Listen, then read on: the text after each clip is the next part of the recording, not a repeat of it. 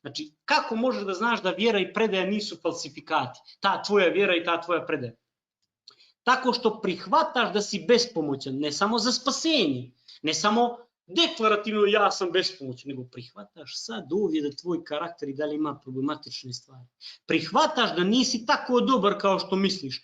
Prihvataš da izigravaš pred drugim. Prihvataš da si licemjer i da si sebičan. Znaš šta znači kad to prihvatiš? A to je onda prava vjera i predaja. To je onda poniznost u sopstveni i u Božjim očima. Onda ide zahvalnost Bogu. Da ne možeš ništa, Bože, stvarno ne mogu. Stvarno ti vjerujem da samo ti možeš da učiniš ovo. Evo, dajem ti se. Vidite kako je razlika između falsifikata vjere i predaje i prave vjere i predaje.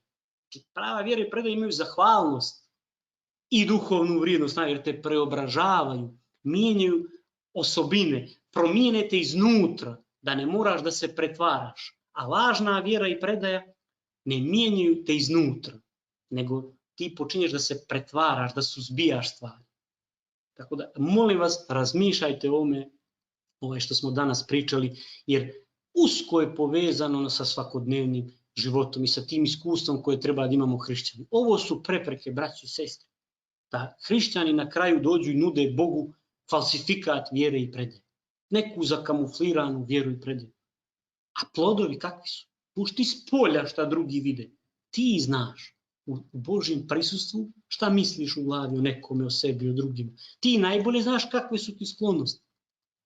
Kad to vidiš, znači nemoj da se osjetiš sad loše, jer smo rekli, imaš vjeru, a to je da te Bog voli, šta god da radiš, da si prihvatljiv Bogu, da imaš vrijednost. Znači vidiš, ne treba to da te sad odvede u očaj, kad shvatiš da imaš i dalje te neke stare sklonosti i taj stari karakter. Nego šta treba? Da kažeš sebi, pa vidiš, moja vjera i predaja još uvijek nisu u onoj očekivanoj mjeri. Odustani od sebe. Odustani, brate ili sestro, spusti ruke u pravom smislu te riječi. Efesima 5. glava 8 do 9. Jer nekad ste bili tama, a sada ste svjetlost u Gospodu. Živite kao djeca svjetlosti, jer plod duha je u svakoj dobroti i pravednosti i istini. Ovo sam pročitao da potvrdim da naš plod je plod duha. A brate ili sestru, kad je plod duha u tebi, tada nema pretvaranja i borbe u tom smislu suzdržavanja i suzbijanja. Ne, plod duha prirodno živi Hristoliko. To je ta razlika. I ne samo to, nego te naše žrtve, ta naša predaja, odustajanje od sebe, one istovremeno usavršavaju našu vjeru.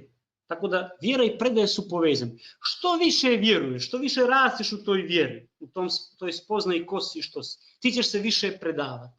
Što se više predaješ i žrtvuješ u tom smislu sebe, odustaješ od sebe, više ćeš vjerovati. Znači, brate ili sestre, to je usko povezano. Vidite li, u Jakov 2. glava 21 do 22 piše: Zar se nije Avram, naš otac, opravdao djelima kad je na oltar prinio svog sina Isaka? I šta se desilo? Vidiš da je vjera djelovala zajedno s djelima i djelima se vjera usavršila.